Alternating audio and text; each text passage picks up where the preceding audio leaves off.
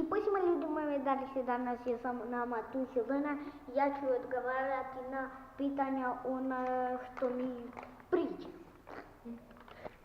I prvo pitanje, koje ti je najomiljenije predmet u školi? Matematika. Drugo pitanje, koji ti je najbolji drugar? Dane. Četvrto pitanje, šta voliš da radiš posle škole?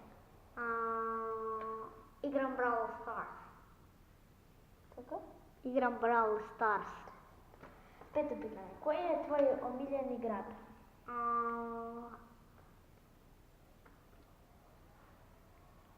Novi Pazar.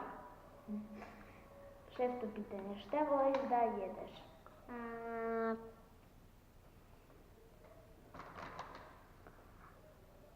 A znaš što je ćevap iz grad? To je najviše. Sedmo pitanje, šta voliš da piješ? Milkshake. Dobro. A koji ti je najomiljeno voće? Kruška. A povrće? Lubenica.